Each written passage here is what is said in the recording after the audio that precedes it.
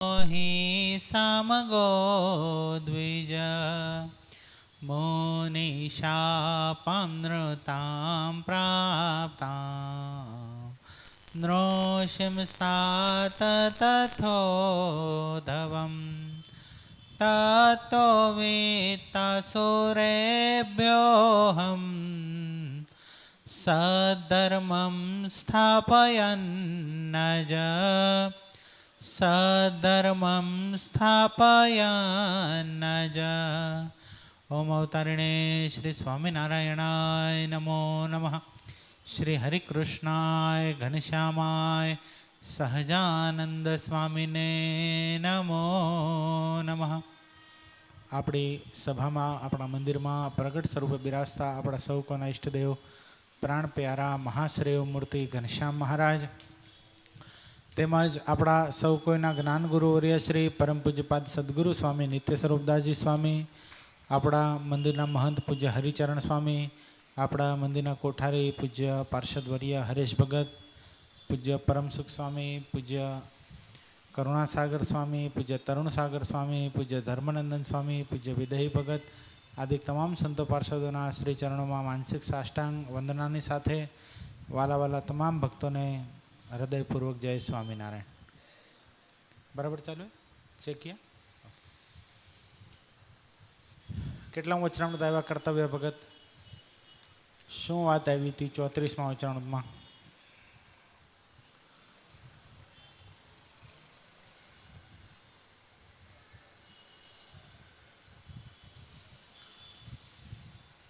મંતવ્ય કોણે નથી લખ્યું આમાંથી? ઊભા થઈ જાઓ, બે ऊभा થઈ जाओ। ग्रुप में भी है, पिछली सभा में भी था। ઊભા ઊભા કથા સાંભળવાની।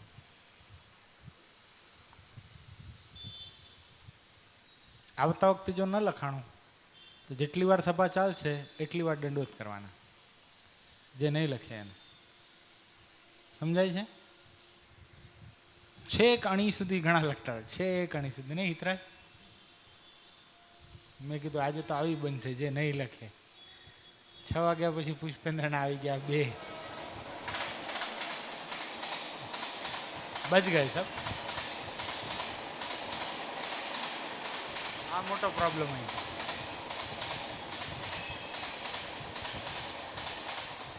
સંગીતમાં વચનામૃતની કથા કરવાની છે આપણે, બોલો। સંવંત 1876ના પોષ વદી દ્વાદશીને દિવસ સ્વામી શ્રી સહજાનંદજી મહારાજ શ્રી ગરડા મધ્યે દાદા ખાચરના દરબારમાં શ્રી વાસુદેવ નારાયણના મંદિરની આગળ લીમડાના વૃક્ષ તળે ઢોલિયા ઉપર ઉગમણે મુખારવિંદે બિરાજમાન હતા। સર્વ શ્વેત વસ્ત્ર ધારણ કર્યા હતા અને પોતાના મુખારવિંદની આગળ મુનિની સભા તથા દેશ દેશના હરિભક્તની સભા ભરાઈને બેઠી હતી। કર્તવ્ય ભગત બોલો જોરથી, સ્ટેન્ડઅપ થઈને। આવડતી જ નથી હેમ?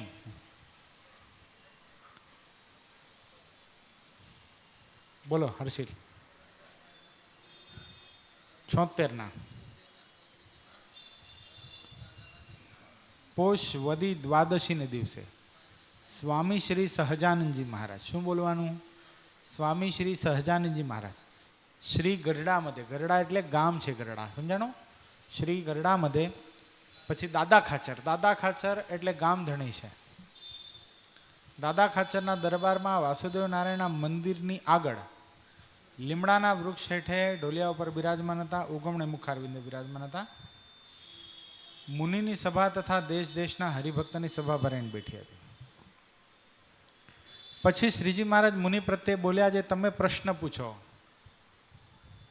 શું કે છે કૌશલ ભગત? શું કીધું છે મહારાજે?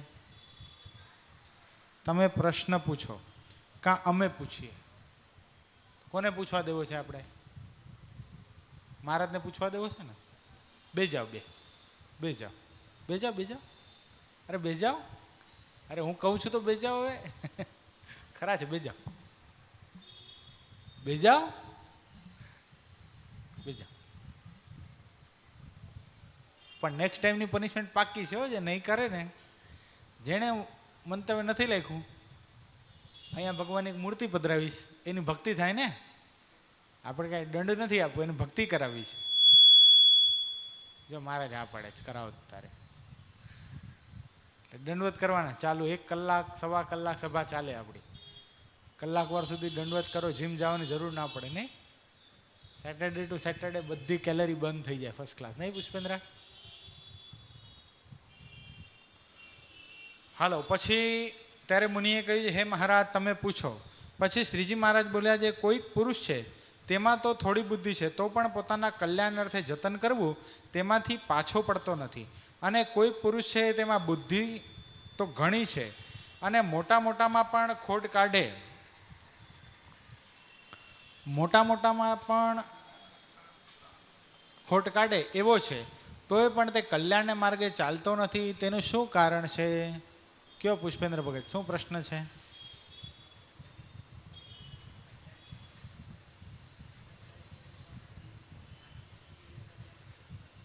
મોટા મોટામાં ખોટ કાઢે છે, એ શબ્દ વાપરો મહારાજ.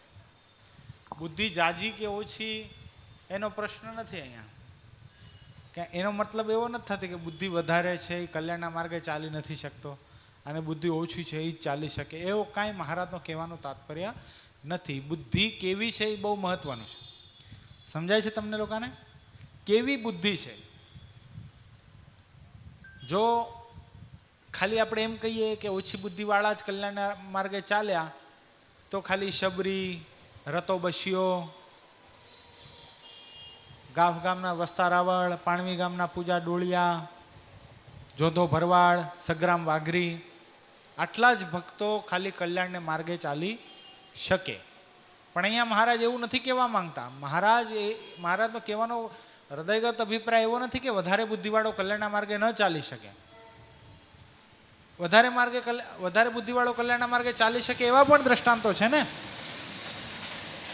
આદિ અનાદિ ગુરુ જગતગુરુ શંકરાચાર્યજી મહારાજ કેટલા બુદ્ધિશાળી હતા.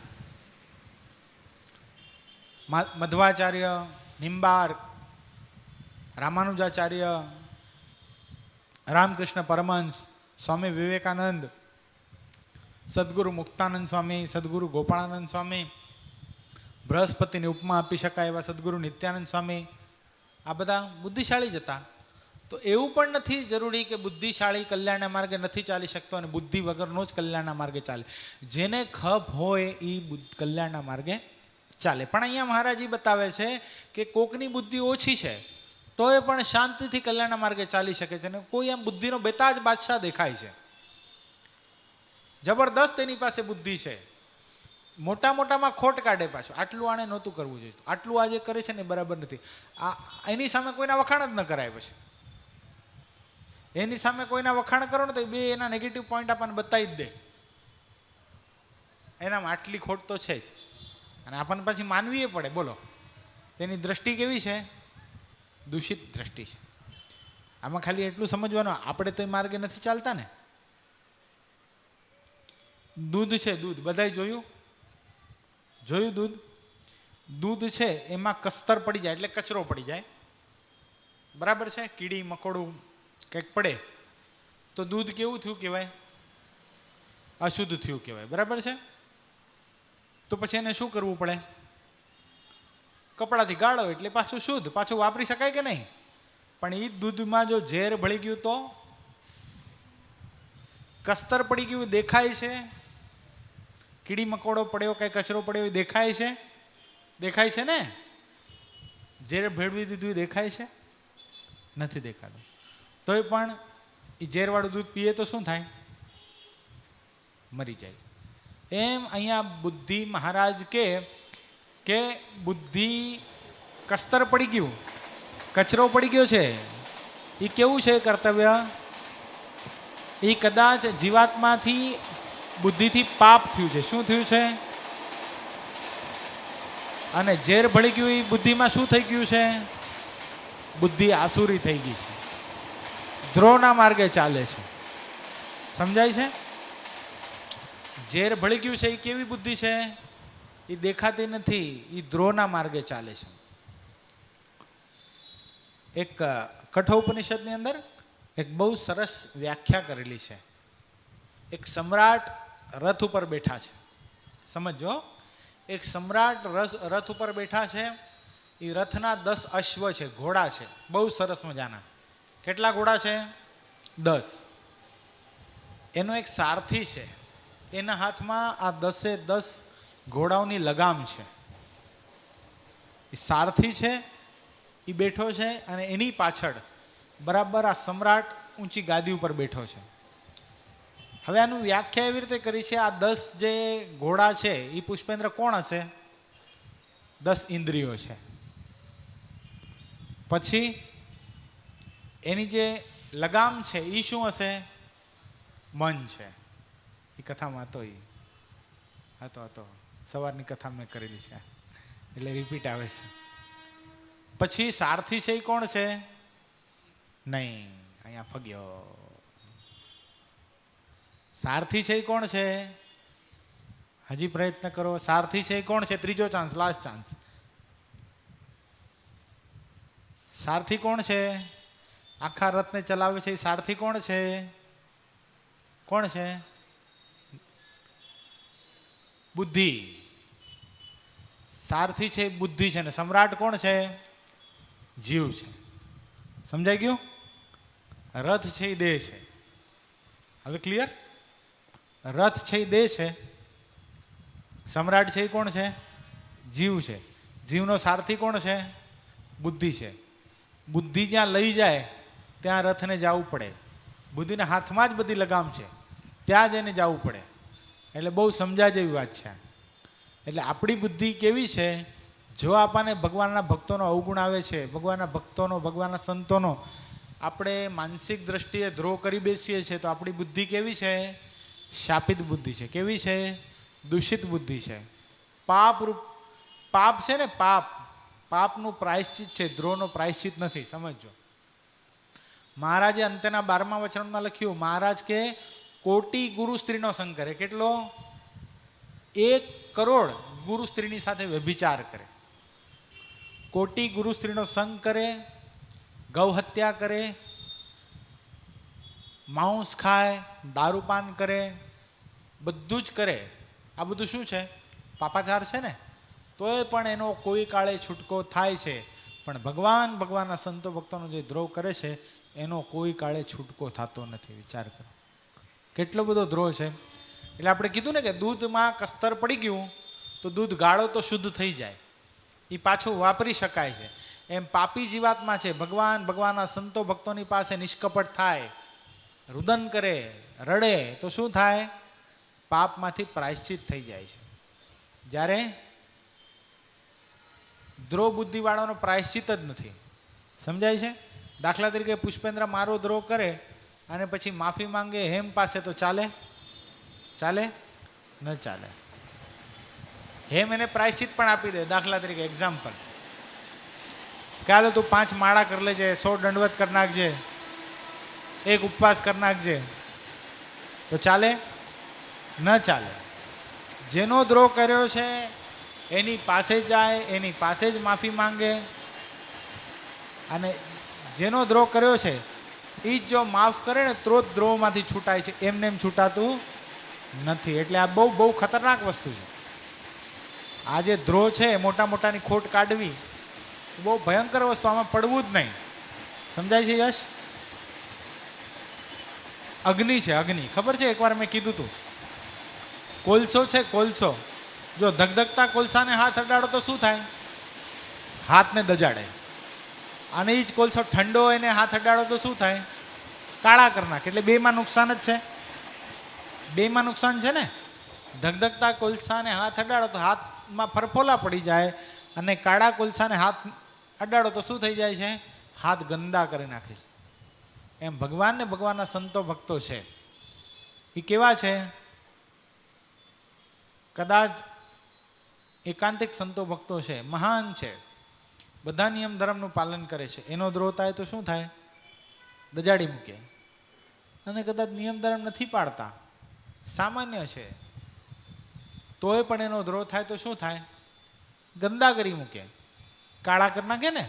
એમ એટલે કોલસો ધગધગતી આગ છે, કોઈ દિવસ પડવા જેવું નથી. એ મારે જો બહુ સરસ. પછી ત્યારે મુનિએ ઉત્તર કરવા માંડ્યો. પછી શ્રીજી મહારાજે આશંકા કરી તો ઉત્તર ન થયો. પછી શ્રીજી મહારાજ બોલ્યા છે, લ્યો એનો ઉત્તર અમે કરીએ છીએ. જે એમાં બુદ્ધિ તો જાજી છે, પણ બુદ્ધિ દૂષિત છે. કેવી છે? કેવી છે? દૂષિત છે. બહુ બુદ્ધિશાળી હોય પણ દૂષિત. રાવણ કઈ ઓછો બુદ્ધિશાળી હતો? આજે પણ રાવણના લખેલા સ્તોત્ર હજી સમજતા નથી મોટા મોટા વિદ્વાનો. રાવણ જે શિવ મહિમન સ્તોત્ર બનાવ્યો છે ને, આજે પણ વિશ્વમાં ભગવાન શંકરની સ્તુતિ કરવા માટે શિવ મહિમન સ્તોત્ર ઉપયોગ થાય છે. એવો મહાન પ્રકાંડ પંડિત રાવણ હતો. પણ કેવો હતો? મહાન ભક્ત વિભીષણ એનો દ્રોહ કર્યો. એના માધ્યમથી શું થઈ ગયું? વિભીષણમાં એટલી બુદ્ધિ નહોતી રાવણ જેટલી, પણ શું થયું? વિભીષણનો દ્રોહ કર્યો તો શું થઈ ગયું? બુદ્ધિ દૂષિત થઈ ગઈ. થઈ ગઈ ને? એમ માટે એ કલ્યાણના માર્ગે ચાલી શકતો નથી. જેમ સુંદર ભેંસનું દૂધ હોય તેમાં સાકર ગોળી હોય, તેમાં સર્પની લાળ પડી એટલે તે સાકર ને દૂધ હતું તો એ ઝેર થયું. આપણે હમણાં કીધું ને, દૂધમાં સર્પની લાળ પડી ગઈ તો શું થઈ જાય છે? એ ઝેર થઈ જાય છે.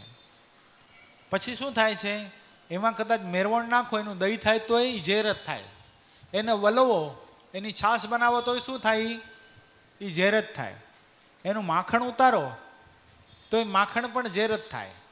એનું ઘી બનાવો તો એ ઘી પણ ઝેર જ થાય. એમ દૂષિત બુદ્ધિવાળાનું બધું ઝેર જ છે. શું છે? અહીંયા સામે જુઓ ને, પંખો તો ફરશે બિચારો, એનું શું વાંક છે?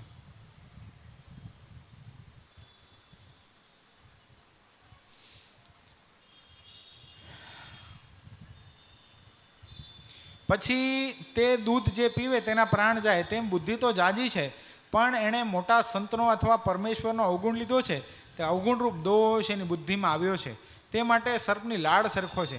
માટે કલ્યાણના માર્ગે ચાલી શકતો નથી. શું છે? શું દોષ છે એનામાં? ભગવાનના સંતો ભક્તોનો એણે અવગુણ લીધો છે.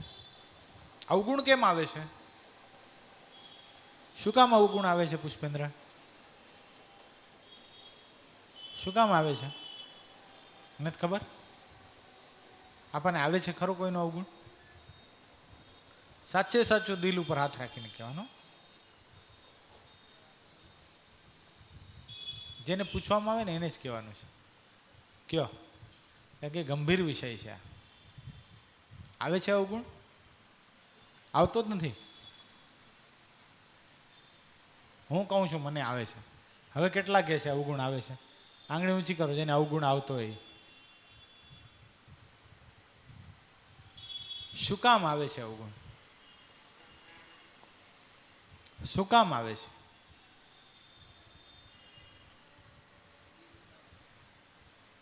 સદગુરુ ગોપાળાનંદ સ્વામી બહુ સરસ આની વ્યાખ્યા કરી છે, સમજાય જેવું. આને પુષ્ટિ સદગુરુ ગોપાળાનંદ સ્વામી જ કરી શકે. સ્વામી કે આપણને કોઈનો અવગુણ આવતો હોય તો બે વિચાર કરવાનો, તટસ્થ ભાવે, હૃદય ઉપર હાથ રાખીને, કે મને એનો અવગુણ આવે છે તો વાસ્તવિકતામાં એમાં એ અવગુણ છે કે મને એની સાથે ઈર્ષા છે, અથવા તો મારું ધાર્યું નથી કરતા, અથવા તો મારું ખંડન કરે છે, અથવા તો મારું મન ધાર્યું થવા નથી દેતા, અથવા તો એને મારા મનની બધી ખબર પડી જાય છે, અથવા તો મને જે કાર્ય કરવું છે એમાં મને રોકે છે. આટલા કારણથી અવગુણ આવે છે. તો બહુ સૂક્ષ્મ વિચાર કરશો ને તો પહેલો પોઈન્ટ તો ઉડી જ જશે કે વાસ્તવિકતામાં અવગુણ આવે છે તો એ સામેવાળા વ્યક્તિમાં અવગુણ નથી, પણ આપણું ધાર્યું નથી કરવા દેતા. આપણું ધાર્યું નથી કરવા દેતા એટલા માટે અવગુણ આવે છે. જોજો અહીંયા પ્રશંસા બધાને ગમે છે, મને ને તમને બધાને ગમે છે.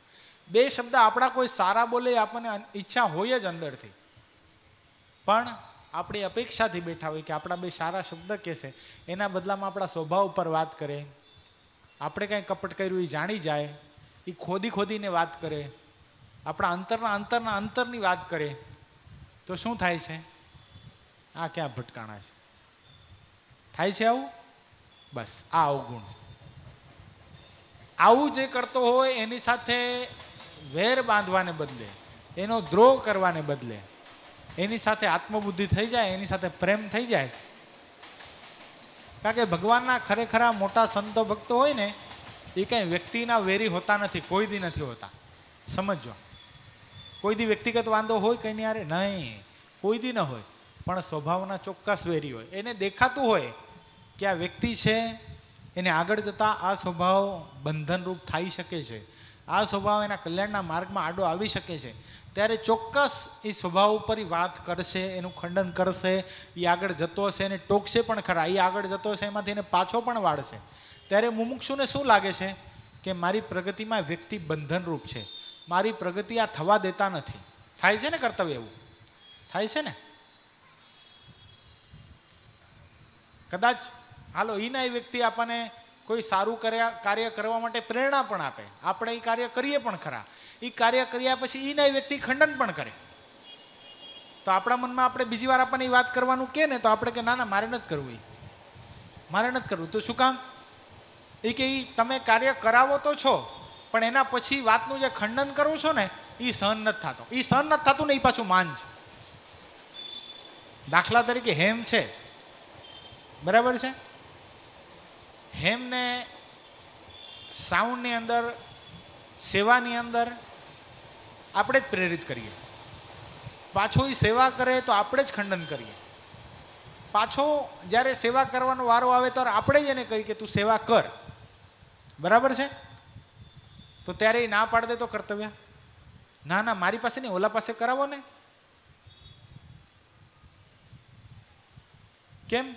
મેં સેવા કરી હતી અને સેવા કર્યા પછી તમે જ મને સેવા કરવાની પ્રેરણા કરી હતી અને સેવા કર્યા પછી તમે જ એનું ખંડન કર્યું હતું. તો સેવા કરતા કરાઈ ગઈ ત્યારે વાંધો ના આવ્યો, પણ પછી જે તમે કહો છો ને એ સહન નથી થતું. તો એ જે સહન નથી થતું ને એ જ માન છે. સમજાય છે? આપણે કહીએ ને માનને ઓળખવો કેમ, ઘણીવાર પ્રશ્ન થાય ને, આપણામાં માન છે કે નહીં એની ઓળખાણ અહીંયા થાય છે. સમજાય છે કર્તવ્ય? આપણા વડીલો, આપણા સંતો, આપણાથી મોટા, આપણે જેને જીવ સોંપ્યો છે એ આપણને જેટલું કરાવવા માંગતા હોય એની પાસે એટલું કરવું જ. પછી આપણે એને સલાહ નહીં આપવાની. આપણે સલાહ આપવા માટે કેપેબલ છીએ? મારી પાસે નહીં, આની પાસે કરાવો. એને નથી ખબર ઓલામાં કેટલી તાકાત છે, આપણામાં કેટલી તાકાત છે, કોની પાસે કરાવવું જોઈએ. હેમનું કદાચ ખંડન થયું ને હેમ પછી એમ કહી દે નહીં નહીં અભી વો યશ કે પાસ કરાવો ના ચલેગા, વો કરે અચ્છા ही है ना. તો કર્તવ્ય, તો જે કરાવનાર છે એને ખબર નથી કે યશમાં કેટલી શક્તિ છે, હેમમાં કેટલી શક્તિ છે, કર્તવ્યમાં કેટલી શક્તિ છે, વિતરાજમાં કેટલી શક્તિ છે, વિસ્મયમાં કેટલી શક્તિ છે. ખબર નથી એને? ખબર, બધી ખબર છે. ખબર છે ને? તો પછી તો જે સહન નથી થતું ને એ શું છે? એકવાર ખબર તે પ્રશ્ન કર્યો તો માનને કેમ ઓળખવો, માન આવે છે કે કેમ નથી આવતું. આ બસ ઓળખાઈ ગયો, પકડાઈ ગયો. હા બસ આ જે વસ્તુ છે ને, હા બસ. હવે કહેવાનો બાબત કે આવું કર્યા પછી, આપણું મનનું ધાર્યું ન થવા દીધા પછી આપણે શું કરીએ છીએ? એ ભગવાનના ભક્ત પ્રત્યેનો અણગમો આપણને થાય છે. બસ ત્યાં ધ્રોની શરૂઆત થાય છે. આવું શું કામ કરતા હશે? આટલી બધી સભામાં શું મને એકલાને જોઈ ગયા હશે? મારી ઉપર જ શું કામ વાત કરે છે? આ જે ભાવ જે થાય છે ને, અને હજી સભામાં તમારું નામ લઈને નથી કહી શકતા ને, એટલું સમજવાનું શું કે હજી કાચપ છે. ભીમસેન ને દુર્યોધનનું યુદ્ધ થયું, બરાબર. માતા કુંતાએ પોતાની આંખની શક્તિથી આખો દુર્યોધનને વજ્રનો બનાવી નાખ્યો, પણ શું કાચું રહી ગયું હતું? જાંગ કાચી રહી ગઈ હતી. એમ કદાચ સભામાં આપણું નામ લઈને તારામાં આ ખોટ છે નથી કહી શકતા ને, સમજવાનું આપણી જાંગ એટલી કાચી છે. કદાચ એ જાંગ ઉપર હથિયાર પડે આપણે વિમુખ પણ થઈએ, એટલા માટે નથી કહી શકતા. કેનારને એટલો ભરોસો નથી. એનો મતલબ એવો નથી થઈ ગયો કે આપણે પૂર્ણ થઈ ગયા છીએ. જેનું નામ લઈને નથી કહેવાતું એને એમ માનવાનું નથી થતું કે આપણે બધા એકદમ પરફેક્ટ જ છીએ એટલે આપણને કાંઈ નથી કહેતા. આપણામાં એક તો અવગુણ ગોતી બતાવો, અરે ગણવા બેસે ને તો પાર ના આવે એટલા છે, પણ નથી કહી શકતા. એનું કારણ શું છે? શું કારણ છે? એમ વિશ્વાસ નથી હજી? આનું કેમ થાય? જેમ છે એમ કહી દઈશું તો સમજાણું? એટલે હજી નામ લઈને કહેવાતું નથી. અને હજી આપણાથી હાથે ક્યાં જોડાય છે? નામ લઈને ઓલો કહી નથી શકતો, તો આપણે ક્યાં એવા કંઈ હાથ જોડીને કહેતાય નથી ને કે મારી કાંઈ ભૂલ હોય તો મને કહેજો. બસ આ જે વસ્તુ થાય છે ને, જોજો આ સમાજની અંદર બે પ્રકારના ભક્તો છે, બે પ્રકારના. એક શબરી જેવા અને એક વિભીષણ જેવા. શબરી જેવા ભક્તોથી કોઈને વાંધો જ નથી. શબરી બિચારી એકલી અટુલી ગરીબડી અખંડ ભગવાનનું નામ રટન કરે, સેવા કરે, ભગવાન રામની યાદ કરે, ભગવાન રામને ક્યારે આવશે મારો પ્રભુ. અને બીજા છે વિભીષણ જેવા. વિભીષણ જેવા ભક્તો છે એ કેવા છે ખબર છે? સક્રિય છે. ભૂલ થાય તો કે એમ છે, ટોકે એમ છે. તો રાવણને કોઈ દી એમ થયું શબરીની સાથે બાપ માયરો વેર થઈ ગયો, શબરીને જીવતી ન મૂકી એમ થયું કોઈ દી? રામાયણમાં ઇતિહાસ આવે છે ક્યાંય? રાવણ ગયો તો શબરીની કુટિયામાં ધનુષ પર બાણ ચડાવ્યું અને એકમાંથી 1000 બાણ થયા અને શબરીને છીન ભીન કરી નાખી રાવણે. ક્યાં આવ્યું એવું? પણ વિભીષણ માટે થયું હતું ને. કુલદ્રોહી શું શબ્દ નીકળ્યા હતા? નિશાચર કુલના નિકંદન કાઢનારા તું, તને હું છોડીશ નહીં. શું કામ? એ રાવણના છિદ્રો બતાવતો હતો, એ રાવણની ભૂલ બતાવતો હતો, એ જી હા નહોતો કરતો. તો આ સમાજમાં પણ એવું જ છે. સમાજમાં બહુ વ્યાપક દ્રષ્ટિએ જેનો સ્વીકાર ન થતો હોય ને, જે ભક્તનો, શબરી જેવા ભક્તો ઘણા છે સમાજની અંદર, શાંતિથી પોતાનું ભજન કરે છે. પણ આ વિભીષણ જેવા લોકો છે એ કેવા છે ખબર છે? પોતે ભજન પણ કરે છે. શબરી જેવા લોકોથી કોઈનું કલ્યાણ નથી થતું, પોતાનું કરી લે છે. ત્યારે વિભીષણ જેવા ભક્તો એવા છે, પોતાનું તો કલ્યાણ કરે છે, બીજાને દોષમાં પડતા બચાવે છે. શું કરે છે? આપણા મનમાં શું થાય? વિભીષણે રાવણનો સાથ ના આપ્યો, ભગવાનનો સાથ આપ્યો. રાવણને ને કુંભકર્ણને ને મેઘનાથને ને ઇન્દ્રજીતને ને ખરદૂષણને ને બધાને મરાઈ નાખ્યા એવું લાગે કે નહીં? ઉપલબ્ધ દ્રષ્ટિએ લાગે કે નહીં? પણ વાસ્તવિકતામાં કોના હાથે મરાવ્યા ભાઈ? ભગવાનના હાથે. તો બધાનું શું થયું? કલ્યાણ થયું કે નહીં? બસ. એટલે આ વિભીષણ જેવા ભક્તો જે છે, જ્યારે આપણને દુઃખ આપે છે, આપણને કહે છે, આપણને કઠણ વચન મારે છે, ત્યારે શું કરે છે? આપણને ભગવાનને સન્મુખ કરે છે. પણ આપણે શું કરીએ છીએ? આપણા અંદર રહેલો રાવણ શું કરે છે? એ વિભીષણ જેવા ભક્તોનો દ્રોહ કરી બેસે છે. અંતર તપાસ, જો અંતર ખોજ કરવાની વસ્તુ છે આ. તમારે મારે બધાએ કરવાનું છે. આપણાથી આવું તો નથી થઈ જતું ને? આપણને એવું તો નથી લાગતું ને કે આ ભગવાનના ભગત આપણી સાથે બરાબર નથી કરતા? કોઈ દી ન હોય, સમજો. ભગવાનના ખરેખરા સંતો ભક્તોને કોઈ દી આપણા પ્રત્યે ઈર્ષા ભાવ હોય જ નહીં. કોઈ દી ન હોય, કોઈ કાળે ન હોય. બસ એને એટલું જ છે, આનો સ્વભાવ સુધરે. એ સ્વભાવના વેરી છે, વ્યક્તિના કોઈ દી વેરી ન થઈ શકે. જોજો તમે, અસુરનું જન્મસ્થાન કાંઈ જગત નથી, ધર્મસ્થાન સત્સંગ આસુરી ભાવનું જન્મસ્થાન છે. આસુર કાંઈ બહાર નથી જન્મતા. ક્યાં જન્મે છે? બહાર તો પાપી જન્મે છે યાર. વ્યભિચારનો કરનારો, દારૂ માંસનો ખાનારો, આ બધું કોણ છે? પાપી છે. જ્યારે કોઈ પણ પ્રકારનો દુરાચાર નહીં કરનારો, બહારનું પાણી નહીં પીનારો, બધા વર્તમાન પાડનારો, ચોટી રાખનારો, ક્યાં હોય છે? સત્સંગમાં જ હોય છે ને. અને એ શું કરે છે? અસુર કેમ થાય છે?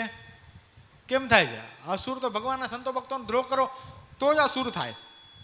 મહારાજે અંતના 14માં, મધ્યના 44માં આ જ વાત બતાવી છે. આસુરી કાંઈ બહાર નથી જન્મતો, સત્સંગમાં જ જન્મે છે. અને શું થાય છે? જ્યારે જ્યારે જન્મે છે ત્યારે કાં તો સંતના મંડળમાં, કાં તો હરિભક્તના મંડળમાં જાય છે. અને કેવો થાય છે? કાળ નેમી રાવણ. કેવો થાય છે? શું શબ્દ વાપરો પુષ્પેન્દ્ર એના માટે? કાળ નેમી રાવણ. બોલો. રાવણ કરતાંય મોટો અસુર હતો આ કાળ નેમી. એવો થાય છે. ક્યાં જન્મ થયો એનો? સત્સંગમાં. તમને દ્રષ્ટાંત આપો. લાગે છે કે રામાનંદ સ્વામીના 60 શિષ્યોમાંથી કોઈ દારૂ પીતા હશે? લોજમાં હતા ત્યારે લાગે છે કોઈ વ્યભિચાર કરતા હશે? કોઈ માંસ ભક્ષણ કરતા હશે? નહીં ને. એકદમ પવિત્ર જીવન જીવતા હશે ને બધા. એમાં અસુરનો જન્મ થયો કે નહીં? કોણ નીકળ્યો અસુર એમાંથી? રઘુનાથ દાસ. એમ સત્સંગમાં પણ શ્રીજી મહારાજના વર્તમાનનો પ્રબંધ હતો. મહારાજે નિર્લોભી, નિષ્કામી, નિસ્વાદી, નિર્માની, નિસ્નેહી 5 વર્તમાન દ્રઢ પડાવ્યા. તો આ 5 વર્તમાનમાં પ્રબંધ રહીને કોઈ એવું લાગતું હતું કોઈ વ્યભિચાર કરી આવતો હશે છુપીને, કોઈ દારૂ પી આવતો હશે લાગતું હતું? પણ આમાં ને આમાં નીકળ્યા કે નહીં? આસુર ભાવવાળા નિર્વિકલ્પાનંદ સ્વામી, રોડાનંદ સ્વામી કેવા નીકળ્યા? હરિહરિયાનંદ. ઓલો મોરાર ચરણદાસ સદગુરુ નિષ્કળાનંદ સ્વામીનો શિષ્ય, ધોલેરાની અંદર કેવો વૈરાગ્ય મૂર્તિ! તમે કલ્પના કરો, વૈરાગ્ય એની પાસે શીખવું પડે. 8 દિવસના રોટલા ભેગા બનાવે, વચ્ચે કાણું પાડે, દોરીમાં 8 દિવસના રોટલા આમ ટીંગાડ નાખે, રોજ એક રોટલો તોડે, ચૂરમું કરી નાખે, પાણી નાખે, મીઠું નાખે, પી જાય. આ જ એનું જમવાનું. ક્યાં વ્યભિચાર કરવા જતો હતો? ક્યાં દારૂ પીવા જતો હતો? જાતો તો ક્યાંય નહીં. પણ સદગુરુ નિષ્કળાનંદ સ્વામી, સદગુરુ અદ્ભુતાનંદ સ્વામી, એમ કહેવાય સંપ્રદાયનો ઇતિહાસ બોલે, અદ્ભુતાનંદ સ્વામી વડીલ સંત હતા. મહારાજે એને મહંત પદે રાખ્યા ધોલેરાના, અને સદગુરુ નિષ્કળાનંદ સ્વામી સેવા કરતા હતા. એમાં અદ્ભુતાનંદ સ્વામીને આ મોરાર ચરણદાસે ઝેર આપ્યું. ઝેર આપ્યું. બોલો, ક્યાં છે અસુરનો જન્મ? ક્યાં થાય છે? સત્સંગમાં જ થાય છે. સંતોના, હરિભક્તોના મંડળમાં જ થાય છે. શું કામ થાય છે? શું કામ થાય છે? આપણું મનનું મરોડે છે ને ત્યારે આસુર ભાવનો જન્મ થાય છે. નથી ગમતું, એ નથી ગમતું. પણ શું ઘણી વાર એવો પણ વિચાર થાય, આપણી પાસે શક્તિ નથી, નહીં તો બતાવી દે. બોલો, આ જે ભાવ થયો એ શું ભાવ છે? આસુરી ભાવ છે. લાલબત્તી બતાવે છે આપણને આ સત્સંગ, આ વચનામૃત. કદાચ સત્સંગમાં ગમે એટલા મોટા થઈ જઈએ, પણ મોટા થયા પછી શું? આવું તો નથી કરી બેસતા ને. હજારો વર્ષોની સાધના પછી આ સત્સંગ મળ્યો છે. સત્સંગ મળ્યા પછી શું કરવાનું છે? આસુરી ભાવ ન થઈ જાય, બહુ વસ્તુ સમજવાની છે. આમાં જ અસુર થાય, આમાં જ. હરિભક્તના મંડળમાં જ થાય, સંતના મંડળમાં થાય, આમાં જ થાય. જોજો તમે, શોભારામ શાસ્ત્રી, બરાબર છે, નારૂપંત નાના, રામચંદ્ર વૈદ, આ બધા ભગવાન સ્વામિનારાયણનો ઐશ્વર્ય પ્રતાપ જોઈને સત્સંગી થઈ ગયા. પણ ઈ નાઈ બાબો સાહેબ અસુર, જેમ જેમ ભગવાને ઐશ્વર્ય પ્રતાપ બતાવ્યા, શું થતા ગયા? આસુરી ભાવ થતો ગયો. એટલે કઈ સત્સંગની બહાર ન હોય, આસુર ભાવ સત્સંગમાં જ હોય છે. પણ મહારાજ કે શું છે? તે અવગુણ રૂપ દોષ એની બુદ્ધિમાં આવ્યો છે, માટે સર્પની લાડ સરખો છે. માટે તો કલ્યાણના માર્ગે ક્યાંથી ચાલે? જો ભગવાનના ભક્તોનો અવગુણ આવી ગયો, આટલો પણ અવગુણ આવી ગયો, આટલો પણ, જો ભગવાનના ભક્તથી દૂર રહેવાય છે, એનાથી બેપરવાહ રહેવાય છે. બેપરવાહ એટલે? બેપરવાહ એટલે પુષ્પેન્દ્ર શું કે બેપરવાહ એટલે? બેપરવાહ એટલે? યસ, જોરથી બોલો. બેપરવાહ એટલે તમારે મને કાંઈ કેવું નહીં, હું મારું પોતે કરી લઈશ. મન નોખું પડી ગયું. શું થઈ ગયું? મહારાજે કીધું ને, સદા સુખ્યા કોણ રહી શકે? જેને અખંડ ભગવાનના ભક્તની સાથે મિત્ર ભાવ વર્તતો હોય, પ્રેમ હોય, એક સેકન્ડ જુદો ન રહી શકતો હોય, એ સદાય સુખ્યો રહી શકે આ સત્સંગની અંદર. અને જેનું મન નોખું પડી જાય, જે બેપરવાહ થઈ જાય, બેપરવાહ બરોબરિયાપણું આવી જાય, મર્યાદા એકબીજાની ન રાખી શકો, એટલે શું થઈ ગયું? આ બેપરવાહપણું થઈ ગયું. બેપરવાહપણું જ્યાં થઈ જાય છે તો એ કલ્યાણના માર્ગે કોઈ દી ચાલી શકે નહીં. પછી બધા નિયમ ઉપલબ્ધ દ્રષ્ટિએ બધું પડાતું હોય. સમજો, બહારનું ખવાતું એ ન હોય, સવારના ઉઠાતું એ હોય, 5 માનસી પૂજા થતી હોય, નિત્ય મંદિરે અવાતું હોય, નિયમ ચેષ્ટાએ બોલાતા હોય, 2 કથામાં બેસાતું હોય, ઉંમર જેટલી માળાએ થતી હોય, 5, 10, 15 મિનિટ ધ્યાન ભજને થતું હોય, પણ ભગવાનના ભક્તનો જો હૃદયમાં અવગુણ છે, જો દોષ છે, તો શું થઈ જશે? આ શું થઈ જશે? આસુર ભાવને પામી જશે. કોઈ દેવું લખાણું નિર્વિકલ્પાનંદ સ્વામી માનસી પૂજા ભૂલી ગયા હતા એકે લખાણું ક્યાંય પુષ્પેન્દ્ર? પ્રકાંડ પંડિત પોતાના જીવનકાળની અંદર 1000 જણાને 1000 જણાની તો કંઠી તોડાવી નાખી, પહેરાવી કેટલાને હશે વિચાર કરો. ભગવાન સ્વામિનારાયણથી વિમુખ થયા, અસુર ભાવને પામી ગયા, પછી સંપ્રદાયનો ઇતિહાસ બોલે નિર્વિકલ્પાન સ્વામીએ 1000 લોકોની કંઠી તોડાવી છે. તો કેટલાને પહેરાવી હશે? 5-6 હજારને પહેરાવી તો હશે ને. સંકલ્પ કરીને સંકલ્પ કરીને કે જો સ્વામિનારાયણ સર્વોપરી ભગવાન ન હોય તો બ્રહ્માંડ ભાંગે એટલું પાપ મારે સિરે તમે કંઠી ધારણ કરો. કરાવ્યું તું કે નહીં? તો નિયમ ધર્મ વર્તમાન એમાં કદાચ ચૂક રહી જશે ને તો પ્રાયશ્ચિત કરવાનો મોકો છે એ પાપ થઈ જાય છે. શું થઈ જાય છે? પાપનું પ્રાયશ્ચિત છે, દ્રોહનું નથી. સમજાણું? દ્રોહનું પ્રાયશ્ચિત કરો અને પછી ભગવાન પાસે ઉભા રહીને 100 દંડવત કરો ને તો પ્રાયશ્ચિત નથી થતું. અમરીશ રાજા હતા, અમરીશ રાજા, બરાબર? એકાદશીનો દિવસ હતો અને અમરીશ રાજા પારણા કરવા માટે દુર્વાસા ઋષિને આમંત્રણ આપવા માટે ગયા કે ગુરુદેવ આપ પધારો, પછી આપને પારણા કરાવીને પછી હું પારણા કરીશ. હવે દુર્વાસા ઋષિ પોતાની ધ્યાન સાધનાની અંદર બેઠા રહ્યા અને એકાદશીના ઉપવાસનો એવો નિયમ હોય કે બીજા દિવસે 12 વાગ્યા પહેલાં પારણા કરવા પડે. શું કરવું પડે? 12 વાગ્યા પહેલાં પારણા કરી લેવા પડે. જો 12 વાગ્યા પહેલાં પારણા ન કરો તો એકાદશીનું ફળ પ્રાપ્ત થતું નથી. એટલે પછી અમરીશ રાજાએ પોતાના ગુરુજનને પૂછ્યું કે હવે શું કરવાનું? તો કે કામ કરો રાજા, તુલસી પત્રનું પારણું કરો. એટલે પારણું કર્યું પણ કહેવાય અને ન પણ કર્યું કહેવાય. અમરીશ રાજા એમ કર્યું, તુલસી પત્રના પાંથેજી પારણું જ્યાં કરી રહ્યા હતા ત્યાં દુર્વાસા ઋષિનું આગમન થયું. નફટ, નાલાયક, શરમ નથી આવતી તમે? મારા જેવો તપોવૃદ્ધ, ત્યાગશાલી, બલશાલી, આટલો મહાન હું દુર્વાસા, મને મૂકીને તે પારણા કરી લીધા. અધમ નરાધમ પાપી જાત અને શ્રાપ. અને જ્યાં કમંડળમાંથી અંજલિ કાઢી ને ત્યાં ભગવાને સુદર્શન ચક્ર છોડ્યું. બોલો, સુદર્શન ચક્ર છોડ્યું. સુદર્શન ચક્ર દુર્વાસા ઋષિની પાછળ પાછળ, બોલો કેટલાય લોકોની અંદર ગયા.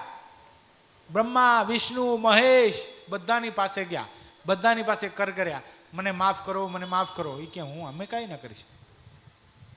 હજી જેનો દ્રોહ કર્યો છે ને એની પાસે જવાતું નથી. આ પ્રોબ્લેમ આ જ છે. આપણે શું કરીએ છીએ?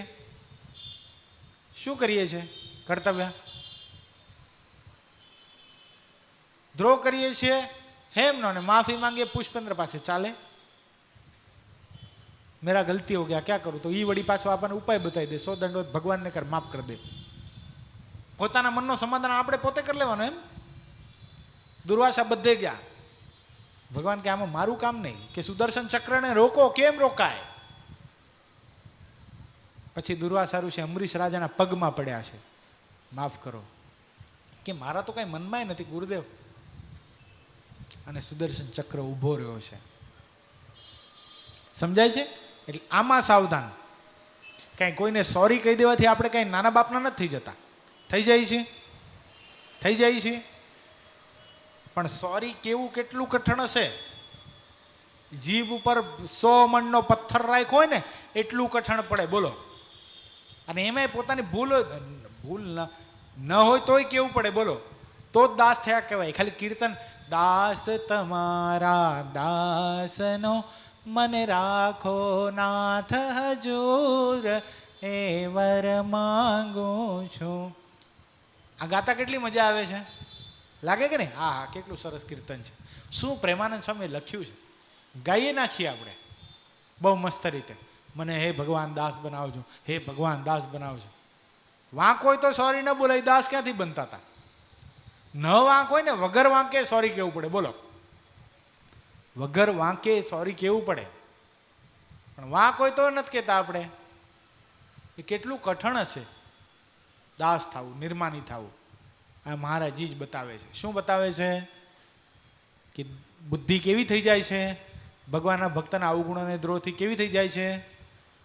હાલો, કેવી થઈ જાય છે? દૂષિત થઈ જાય છે.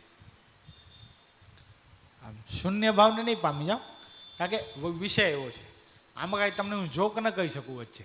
કહી શકાય? ન કહી શકાય.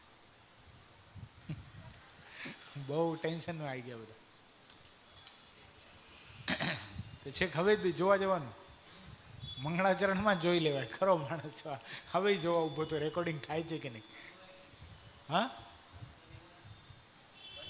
અચ્છા, બંધ તો નહીં હોય લેકિન ક્લિયર હો રહા હે ના.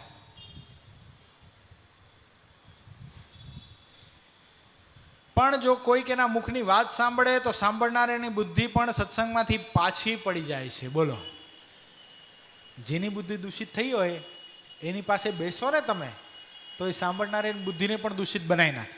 વાત કેવી કરે ખબર છે? દાખલા તરીકે એની પાસે કોઈક આવે અને એમ કે, સમજો મારી બુદ્ધિ દૂષિત છે, બરાબર છે, એક એક્ઝામ્પલ. હવે મારી પાસે યશ આવીને એમ કહે છે, હેમ ભગત કેવા સારા ભગત છે. હા એમ સારા, બહુ સરસ સરસ. કેમ આમ તમે આમ બહુ આમ રિસ્પોન્સ ના આપ્યો? એ કે ના ના કાંઈ નહીં, સારા બધા સારા જ છે ને, ક્યાં આમાં કાંઈ વાંધો છે? કે ના ના તમને કંઈ કેવું હોય એવું લાગે છે. ના રહેવા દો ને હવે, એમ ચાલશે. આવું કરો એટલે શું થાય? ઈચ્છા થાય ને, ઉત્કંઠતા થાય ને સાંભળવાની. પછી ના ના બોલો ના, હવે રહેવા દો ને યાર, બધું હોય આ સત્સંગમાં, બધું હોય. એ ગટરનું ઢાંકણું ઢાંકેલું જ સારું, ખોલવામાં મજા નથી. કે ના ના કયો ને યાર, હું એનો સંગ કરું છું તો મને ખબર પડે. એમ તમે સંગ કરો છો એનો, તો તમારે ખાસ ધ્યાન રાખવું પડે. હવે ખુલ્લું ઢાંકણું બોલો. એમ કે શું છે? એ કે જો આ તો તમે નવા છો ને એટલે તમને કહું, અમે સત્સંગમાં વર્ષો કાઢ્યા છે, વર્ષોથી જોઈએ છીએ, ઉપરથી સારા લાગે, એના ધંધા કીધા જેવા નથી. શું છે? હવે પછી યશ ભગત ને હેમ ભગત પાસે બેસે તો શું થાય? વાત બીજી કોઈ ઓરિજિનલ વાત કઈ હોય જ નહીં. હો, વાત ઓરિજિનલ કઈ હોય જ નહીં, પણ આમ કરે પછી યશ ભગત જ્યારે હેમને મળે ત્યારે એના મનમાં કેવું થાય? આમાં કઈ પ્રોબ્લેમ છે, આનાથી આપણે દૂર. આ તો કેવું છે ખબર છે? આમ મારે છે ને કોઈના આમ કઈ દોષ બોષ કહેવાની આદત જ નથી.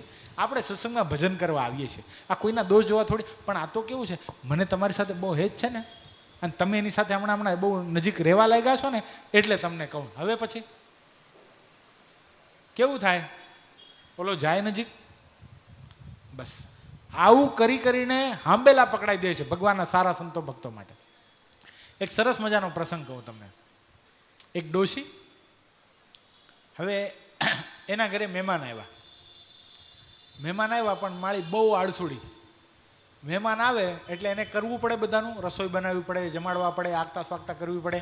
તો આળસુની પીર એટલે એણે શું કર્યું ખબર છે? એના પતિ બહાર ગયા હતા, તો મહેમાન આવ્યા એટલે અંદર જઈ રસોડામાં જઈને પોક મૂકીને રોવા જ લાગી. હવે બધા મહેમાન ગભરાઈ ગયા કે શું થઈ ગયું એમ. અંદર જઈને પૂછ્યું, બેન તમે રડવા ક્યાં લાગ્યા? એ કે હું રડું છું એટલે મારા પતિદેવ છે ને, કોઈ પણ ઘરે મહેમાન આવે છે ને એને હાંબેલે મારે છે બિચારાને. મને તો બહુ દુઃખ થાય કે તમારા પ્રત્યે મને કેવી લાગણી, હવે તમને હાંબેલે મારશે. બસ આવવાનો ટાઈમ જ થાય છે એમનો. એ કે એમ તમે જતા રહીએ? કેમ કેવું? અતિથિ દેવો ભવ, તમને જવાનું મારે કેમ કેવું? પણ જતા રહ્યો તો સારી વાત છે. ઓલા મહેમાન ગયા ત્યાં એનો પતિ આવ્યો. કેમ ઓલા મહેમાન રોકાણાની ઓલા દૂરથી જતા દેખાય છે રિક્ષામાં? કે કાંઈ નહીં, કે અહીંયા આવીને હાંબેલું માંગતા હતા. હું કેવી ભોળી છું, હાંબેલા આપી દઉં? એ કે ન ભાઈ, હાંબેલું માંગતા હતા મહેમાનને, તારે હાંબેલું ના અપાય? દે મને, હું આપતા હું. હવે હાંબેલું લઈ એક્ટિવા પર બેસી રિક્ષામાં જાય ને એની પાછળ જાય, એ ઊભા રહ્યો. હવે ઓલાને શું થાય? ફાઇનલ થઈ જાય કે નહીં?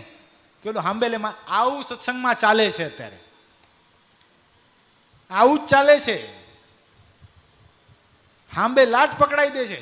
સારા ભગવાનના ભક્તોની નજીક કોઈ ન જઈ શકે ને. તમને ખબર ન હોય, અમે 18 વર્ષથી ઓળે. હવે ભાઈ તું ઓળે, પણ મૂળ વાતમાં કઈ હોય જ નહીં. તમે પૂછો ને એકચ્યુઅલ વાત શું, એ રહેવા દે ને યાર, નથી જાણ્યા જેવું. હું તને કહું છું, તને મારા પર વિશ્વાસ નથી, તારા સારા માટે કહું છું, તું એની સાથે નહીં જોડાતો. શું થાય? જો અહીંયા મારા જે કહે છે ને એ જ જો. એના મુખની વાત જે સાંભળે તો સાંભળનારાની બુદ્ધિને પણ સત્સંગમાંથી પાછી પાડી નાખે, ભગવાનના એકાંતિક સંતો ભક્તોથી દૂર કરી નાખે છે. અને એવી દૂષિત બુદ્ધિવાળો જ્યાં જ્યાં જન્મ ધરે છે ત્યાં તો ભગવાનનો અથવા તો ભગવાનના ભક્તોનો દ્રોહ જ કરે છે. શું? દ્રોહ જ કરે છે. એનાથી સારું કાર્ય થાય જ નહીં. એને પોતાને ન ખબર હોય એ અસુર છે. બોલો, મહારાજ કે આસુરી જીવ જો સત્સંગમાં આવી ગયો હોય તો સૌથી અધિક વર્તમાન પાળે. કેવું પાળે? આપણે પાળી ન શકીએ એવા સૌથી અધિક વર્તમાન પાળે. સૌથી વધારે જ્ઞાની હોય. રઘુનાથદાસ કઈ જેમ તેમ નહોતા, શાસ્ત્ર પુરાણના જ્ઞાતા હતા. કથા કરવા બેસે તો વ્યાસપીઠ ડોલાવી નાખે, લોકોને મંત્રમુગ્ધ કરી નાખે એવા હતા. પણ શું હતું? મુક્તાનંદ સ્વામીના દ્વેષી હતા, રામાનંદ સ્વામીના દ્વેષી હતા, ખુદ ભગવાનના પણ દ્વેષી થયા. બોલો,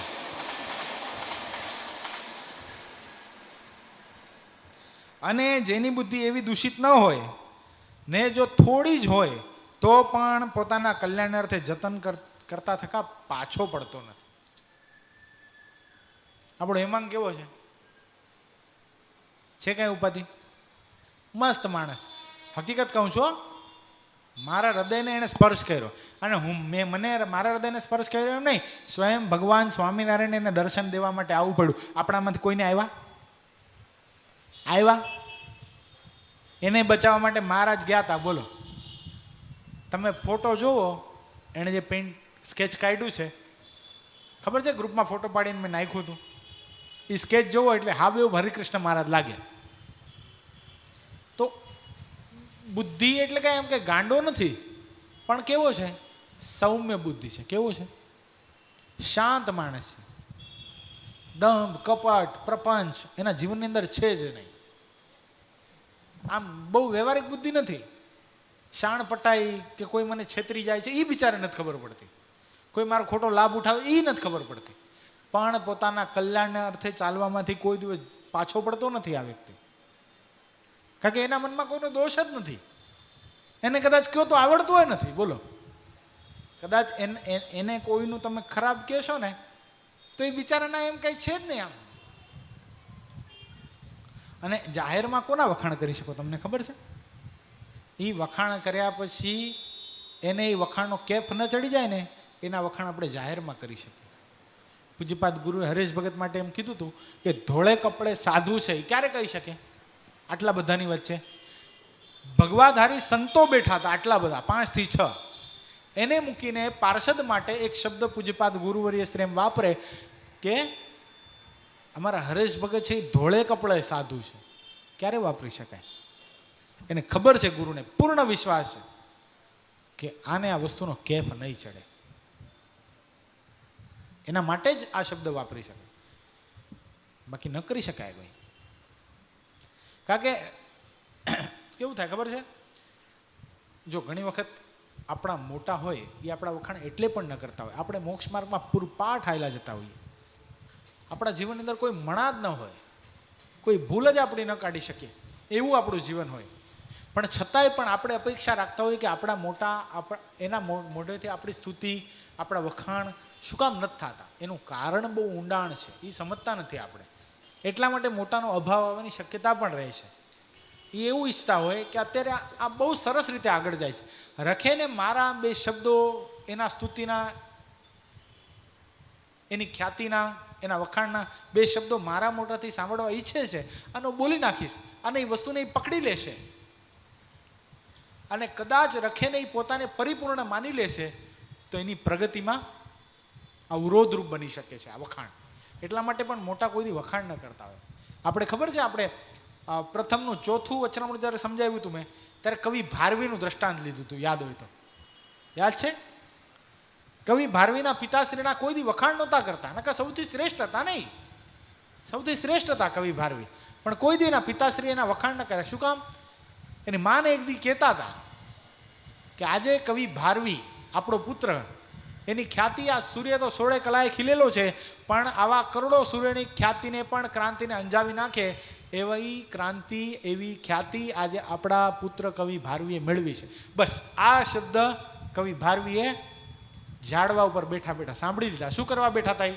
પોતાના પિતાને ખૂન કરવા માટે બેઠા હતા. આટલા શબ્દો સાંભળતા શું થઈ ગયું? મનમાં થઈ ગયું, આહા, હું મારા પિતાનું ખૂન કરી નાખવાનો હતો. પગમાં પડી ગયા, પિતાશ્રી ભૂલ થઈ ગઈ, માફ કરો. પણ તે વખતે એના પિતાના આંખમાંથી આંસુ આવી ગયા. બેટા, તું મારા મોઢે તારા વખાણ સાંભળવા માટે તરસતો હતો. આજે તે મારા મુખે તારા વખાણ સાંભળી લીધા ને, હું રડું છું એટલા માટે આજથી હવે તારી પ્રગતિ અટકી ગઈ. એટલે ઘણી વાર એટલે ન કરતા હોય. સમજાય છે? એટલે બધી વાત આમાં સમજી રાખવી પડે. નકા આપણી બુદ્ધિ દૂષિત થતા વાર પણ ન લાગે. સત્સંગ બહુ આટીકુટી વાળો છે કર્તવ્ય. આપણે સમજીએ છીએ, કાં તો એકદમ નિર્દોષ થવું જવું, જે કરવું હોય દુનિયા જેવી. પણ જો બુદ્ધિ વાપરતા હોઈએ, ઠાકોરજી બુદ્ધિ આપી પણ છે, સત્સંગને અર્થે વાપરતા પણ હોય, સારી વાત છે. પણ બુદ્ધિ વાપર્યા પછી કોઈનો અભાવ, કોઈનો અવગુણ, કોઈની નિંદા, કોઈની ટીકા એમાં ન પડી જાય. બહુ સાવધાની રાખવી પડે, બહુ સાવધાની. નકા 4 જણા ભેગા થાય, એક ભગતની નિંદા ટીકા કરે, કલાક સુધી કરે, પછી શું વાત કરતા હતા? કે અમે સત્સંગની વાતો કરતા હતા. હા, તમારો સત્સંગ, સત્સંગની એની વાત નથી. આપણે ભેગા થઈએ, ભગવાનના સંતો ભક્તોના ગુણને યાદ કરીએ. એવા ગુણ આપણા જીવનની અંદર કેમ આવે એ વાત કરીએ. એ સત્સંગ છે.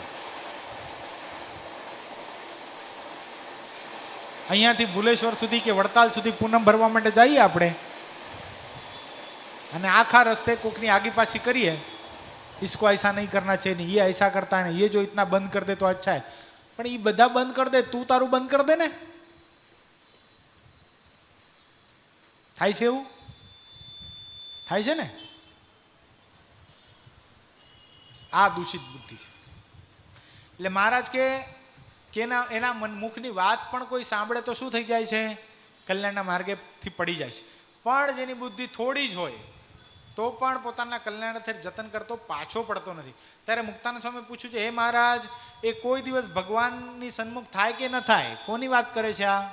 દૂષિત બુદ્ધિવાળાની. હો, આવો દૂષિત બુદ્ધિવાળો કોઈ દી ભગવાનને સન્મુખ થાય કે ન થાય? લાગે છે થાય. પણ સદગુરુ મુક્તાનંદ સ્વામી માં છે ને, એટલે જો પૂછે બિચારા. ત્યારે શ્રીજી મહારાજે કીધું, એ કોઈ કાળે ન થાય. બોલો, કોઈ કાળે ભગવાનને સન્મુખ થાય જ નહીં. એટલે હવે શું કરવાનું છે? આપણે પ્રયત્ન એ કરવાનો છે કે આ સત્સંગમાં રહ્યા થકા આપણી કોઈ કાળે દૂષિત બુદ્ધિ થાય જ નહીં.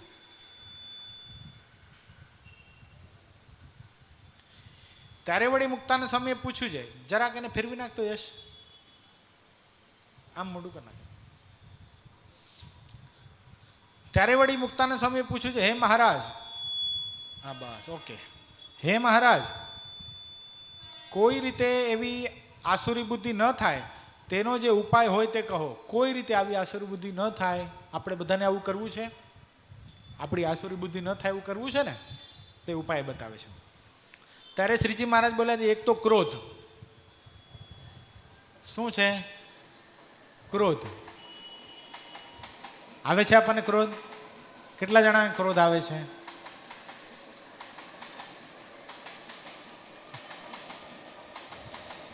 હેમાંગને ક્રોધ આવે છે? ઓહો,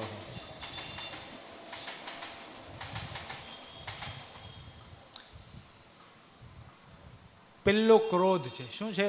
મહાભયંકર છે. An angry man shuts his brain and opens his mouth. શું કરે છે ગુસ્સાવાળો માણસ? પોતાના મગજને તાળું મારી નાખે છે અને મોઢું ખોલી નાખે. પછી શું બોલે છે એને કાંઈ ખબર રહેતી નથી. કેટલાનો દ્રોહ કરી નાખે ભયંકર વસ્તુને. એ પોતાના ગુરુ હોય તોય, સંતો હોય તોય, પોતાથી મોટા ભગવાનના ભક્તો હોય તોય એની સામે શું બોલે છે ને એને કોઈ અનુસંધાન રહેતું નથી. બીજું માન. પેલું શું આવ્યું? ક્રોધ. બીજું માન. મહાભયંકર છે. માનમાંથી ક્રોધ, ઈર્ષા આ બધાના જન્મ થાય છે. શું થાય છે? માનમાંથી જ થાય છે ને. પોતાની ઈચ્છા પૂરી ન થઈ, પોતાનું માન જેટલું જોઈતું હતું એટલું પ્રાપ્ત ન થયું, એટલે શું થઈ ગયું? આ ક્રોધ અને ઈર્ષ્યાનો જન્મ થયો. આપણે તમને ખબર હોય તો સુરા ખાચરનું દ્રષ્ટાંત નહીં, અલૈયા ખાચરનું દ્રષ્ટાંત લીધું હતું. સદગુરુ મુક્તાનંદ સ્વામીને પૂછવામાં આવ્યું, મયંક ભગત, સત્સંગમાં પહેલો નંબર કોને આપવાનો? કોને આપ્યો પહેલો નંબર મુક્તાનંદ સ્વામીએ? મયંક સુરા ખાચરને આપ્યો. સુરા ખાચરને આપ્યો તો એ કે મને નથી આપ્યો, બીજા જેને આપ્યો એને.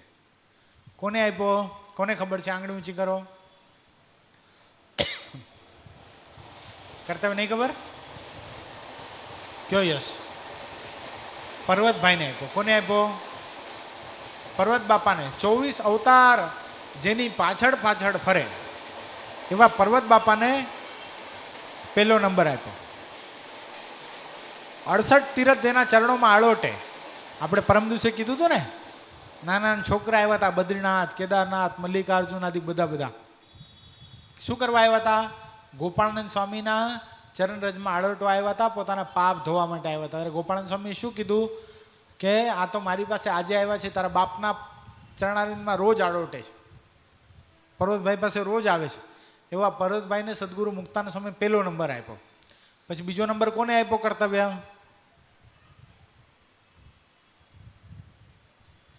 મયંક, દાદા ખાચરને. બીજો નંબર કોને આપ્યો એમાં? કયો? પુષ્પેન્દ્ર.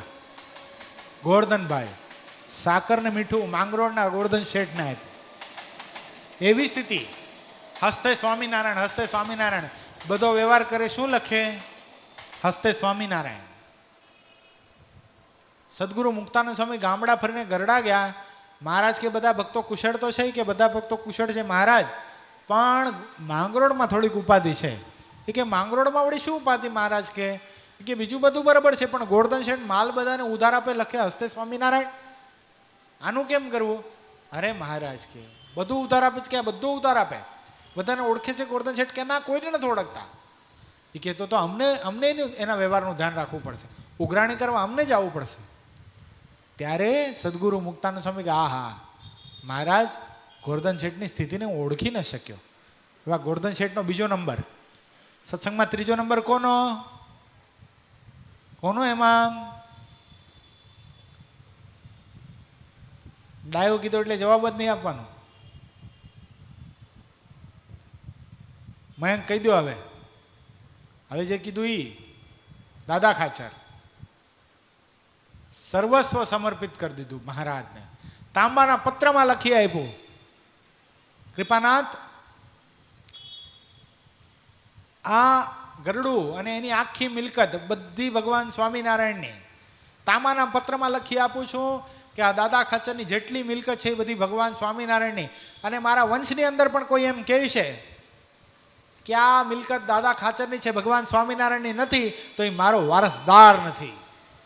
સંપૂર્ણ સર્વસ્વ સમર્પિત આવા દાદા ખાચર. ત્રીજો નંબર. પણ આવા જ્યાં વખાણ થયા ને ત્યાં કોને ન ગમ્યું? અલૈયા ખાચર. જ્યાં બીજુંના પહેલું નામ લીધું ને ત્યાં ખોખારો ખાઈ ગયા. સ્વામીને ખબર નથી લાગતી હું બેઠો છું સભામાં. કે મારા જેવો નૈષ્ઠિક બ્રહ્મચારી પુરુષ, બાળ બ્રહ્મચારી, નાનપણથી બ્રહ્મચર્ય પાડ્યું, ગામડે ગામડે ભગવાન સ્વામિનારાયણને ઓળખાવા માટે સત્સંગ કરાવવા જાઉં છું. કથા વાર્તા હું કરું એટલે રંગી નાખું લાખો લોકોને. 1000 લોકોને મેં કંઠી પહેરાવી છે નવી, વર્તમાન ધારણ કરાવીને. 250 મેં સાધુ કર્યા છે. મારું પેલું નામ હોવું જોઈએ. પણ કદાચ મુક્તાનંદ સ્વામીથી ભૂલ થઈ ગઈ હશે. હું સભામાં બેઠું છું, સ્વામીને ખબર નહીં હોય, આમ વ્યવસ્થિત ખોખારો ખાધો. બીજો નામ જ્યાં ગોવર્ધન શેઠનું લીધું ને, અલૈયા બાપુ પોતાની જગ્યા બદલીને સામે આવી ગયા. બોલો, આ મુક્તાનંદ સ્વામી મને વ્યવસ્થિત જોઈ લે એમ. પણ મુક્તાનંદ સ્વામી જોઈને કીધું કે ગોવર્ધન શેઠ તો ગોવર્ધન શેઠ. ત્રીજું નામ હવે અલૈયા બાપુના મૂછે તાવ દેતા હતા, હવે તો આપણું જ નામ આવે. ત્રીજું નામ જ્યાં દાદા ખાચરનું આવ્યું ને, અલૈયા ખાચરે પોતાના કમરમાં રહેલી કટારમાંથી તલવાર બહાર કાઢી લીધી. ધડથી મસ્તક અલગ કરી નાખવા મુક્તાનંદનું. સમજે જ શું પોતાની જાતને? આ બધા સંસારી છે, અને મેં ત્યાગીની પેઠે આખી જિંદગી બ્રહ્મચર્ય વ્રત પાલન કર્યું છે. સર્વસ્વ સમર્પણ કર્યું તો શું, બૈરા છોકરા છે બધાને, સંસારમાં લતબત છે બધા. અને આ જ્યાં જોયું ને મહારાજને ગમ્યું ને, મહારાજ એ વખતે તો વાળી લીધી વાત. ઓહો હો, નહીં નહીં મુક્તાનંદ સ્વામી નહીં, તમને વાતની ગમ ના પડી. આ હલૈયા બાપુ નૈષ્ઠિક બ્રહ્મચર્ય વ્રતના ધારણ કરનાર છે. કેટલા બધાને સત્સંગ કરાવ્યો, 250 તો ત્યાગી કર્યા, ગ્રસ્ત 250 સાધુ બનાવી નાખ્યા, 1000 લોકોને કંઠી પહેરાવી. તમારી દ્રષ્ટિ ના પડી સ્વામી, તલવાર મયાન થઈ ગઈ. પણ મહારાજ છે ને, મહારાજ એ માન કોઈનું ચલાવતા નહીં હો, મદગંજન કરનારા ભગવાન છે. એક વખત સંતો ભક્તોની સાથે મહારાજ નાવા ગયા ગેલા નદીની અંદર. સ્નાન ઉત્સવ થતો તો બહુ સરસ મજાનો. સ્નાન કરતા હતા, એમાં બરાબર અલૈયા ખાચર ને મહારાજ સ્નાન કરતા હતા. અલૈયા ખાચરનું ધોતિયું મહારાજે ખેંચીને કાઢી લીધું. એ અલૈયા આજો, મહારાજ બતાવ્યો. એક શિલા ઉપર ઉભા રહ્યા, પથ્થર ઉપર, અને મહારાજ અલૈયા ખાચર એનું ધોતિયું બતાવે. અલૈયા ધોતિયું જોયું તને, જોઈ છે આ ધોતિયું? અલૈયા ખાચર મહારાજની સામે જોયું. મહારાજ ધોતિયું આપી દો ને. મહારાજ પથ્થર ઉપર ઊભા છે. મહારાજ કે એમને નગ્ન બહાર આવો, નગ્ન બહાર આવો. અને આ મુક્તાનંદ સ્વામી, સત્સંગની માં, અમારા ગુરુ મુક્તાનંદ સ્વામી, એના ઉપર તે તલવાર ઉગામે ને, તને શરમ ના આવી? નપાવટ, નાલાયક, બહાર નીકળ, નગ્ન થઈને દંડવત કર અને મુક્તાનંદ સ્વામીને માફી માંગ, તો તારું ધોતિયું તને પાછું આપો. એ કે નહીં મહારાજ, મારા વસ્ત્ર પાછા આપો. એ કે અલૈયા, તું નગ્ન તો ત્યારે થઈ ગયો તો જે ત્યારે મુક્તાનંદ સ્વામી જેવા આવા મહાન સંત, સત્સંગની માં જેવા મુક્તાનંદ સ્વામી પર તે તલવાર ઉગામી ને, ત્યારે તું નગ્ન થઈ ગયો તો, નાગો તો તું ત્યારે થઈ ગયો હતો. આજે જો તને તારી ઇજ્જતની પડી હોય તો બહાર નીકળ, સ્વામીને દંડવત કર. સંપ્રદાયનો ઇતિહાસ બોલે. અલૈયા ખાચર બહાર નથી આવ્યા, ઓલી બાજુ તરીને નીકળી ગયા છે અલૈયા ખાચર. 12 વર્ષ સુધી વિમુખ રહ્યા. કેટલા? 12 વર્ષ સુધી સંપ્રદાયનો ઇતિહાસ બોલે. 12 વર્ષ સુધી અલૈયા ખાચર દર્શન કરવા માટે નથી આવ્યા. કોણ કરાવે છે આ? અટંટ કોણ બનાવે છે આપણને? ઝૂકવા કોણ નથી દેતું? સોરી કોણ નથી કેવડાવતું? માન. કેટલો ભયંકર વિચાર કરો. અલૈયા ખાચર ભગવાન જેવા દેખાતા. બોલો, ભગવાન જેવું રૂપ હતું. ભગવાન સ્વામિનારાયણ પોતે એને પોતાના વસ્ત્રો પહેરાવતા, પોતાની ઘોડી આપતા, પોતાની 3 છોકલાવાળી પાગ આપતા. ગામડે જાય ને છડી લઈને, લોકોને એમ લાગતું આ સહજાનંદ છે બીજો. એવો અલૈયા ખાચર. કોણે પતન કર્યું? પેલું શું આવ્યું? શું આવ્યું પેલું? વિસ્મય, ક્રોધ. બીજું શું આવ્યું? હિતરાજ, માન. ત્રીજું શું આવશે? કૃષ્ણા. ત્રીજી ઈર્ષા. બહુ ભયંકર છે, બહુ.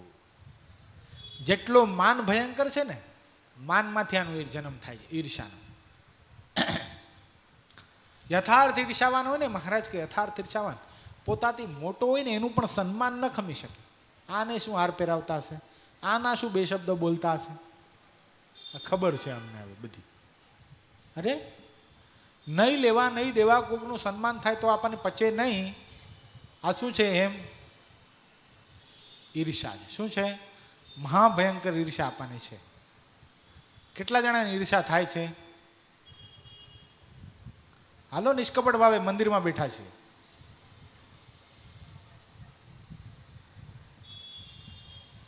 જો આ બધા દોષો આપણા જીવનની અંદર હોય, નો ડાઉટ હોય.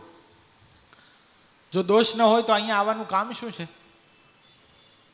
બરાબર ને મહારાજ? દોષ જ નથી, આપણે નિર્દોષ છે તો અક્ષરધામમાં ન બેઠા હોય શાંતિથી. પણ દોષ ટાળવા માટે આવ્યા છે આપણે. પણ દોષ ઓળખ્યા પછી એ દોષનો વધારો તો નથી થતો ને, એ આપણે સતત એનું અનુસંધાન રાખવાનું છે. હાલો ઈર્ષા કદાચ થતી હતી આપણે, પણ સત્સંગમાં આવ્યા પછી, સત્સંગની વાતો સાંભળ્યા પછી, ભગવાનનો મહિમા, ભગવાનના સંતનો મહિમા, ભગવાનના ભક્તોનો મહિમા, આ બધું સમજ્યા પછી ઈર્ષા ઓછી થઈ. બીજા કોઈનું સન્માન થાય છે, બીજા કોઈના સભામાં વખાણ થાય છે, એ સાંભળીને હું રાજી થાઉં છું, આનંદ થાય છે મને. બીજાની પ્રગતિ જોઈને હું એને આગળ વધારવાનો પ્રયાસ કરું છું કે એને પાછો ખેંચવાનો પ્રયાસ કરું છું? એ અંદર આપણે વિચારવાનું છે, કોઈ નહીં કે. કોઈ કહે છે એ બેરોમીટર આપણે પોતાને તપાસવાનું છે. સમજાણું? દાખલા તરીકે ગુરુની ઘર સભા હતી, પુષ્પેન્દ્રનું પ્રવચન હતું, યાદ છે બધાને? હવે પુષ્પેન્દ્ર અને યશ આમ જોવા જઈએ તો પ્રવચનમાં સમકક્ષ કહેવાય ને, બે વાણીમાં પાવરફુલ છે. પણ મેં ખાલી એટલું કીધું, પુષ્પેન્દ્ર તારે પ્રવચન કરવાનું છે. યશને નથી કીધું તારે નથી કરવાનું કે એવું કોઈ ટોપિક ઉપર વાત જ નથી થઈ. પણ પુષ્પેન્દ્ર પ્રવચન કરવાનો છે તો પુષ્પેન્દ્રનું પ્રવચન શોભે કેમ? એ પોડિયમમાં મારો મિત્ર સારો લાગે એટલા માટે એને દોટાદોટ કરી બાજોટ લઈ આવ્યો, બાજોટ ઉપર ઊભો રહે એના માટે કેટલો બધો દાખલો કર્યો, એ ના પાડતો તો એને ઊભા રહેવા માટે એને મનાવ્યો. આ શું બતાવે છે? બીજાને આગળ વધારવાની ભાવના છે.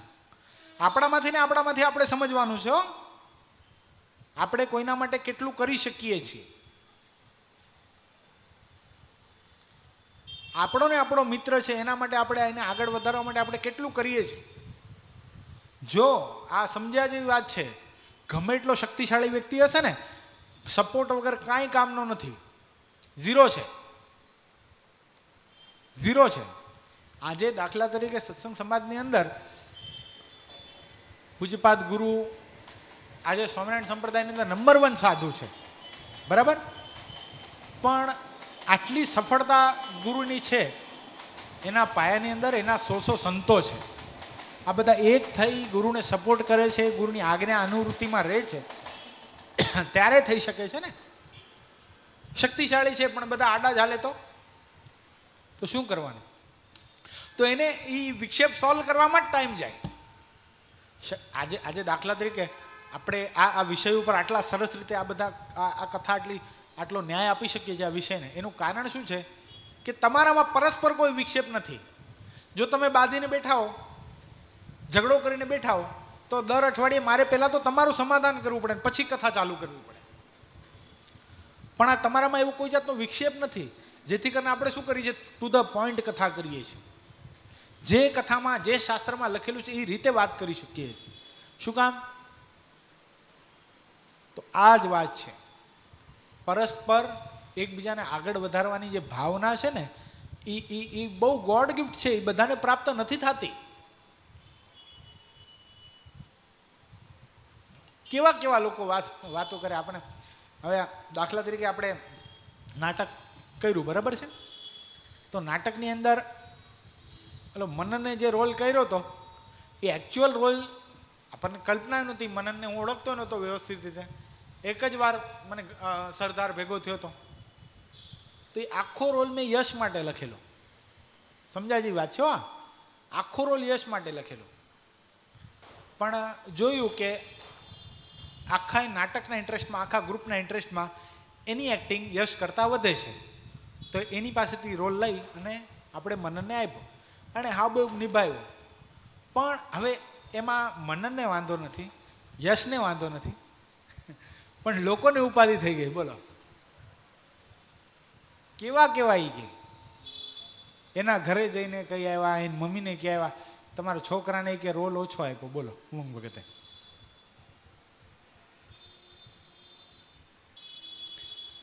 કાંઈ લેવા દેવાના કા?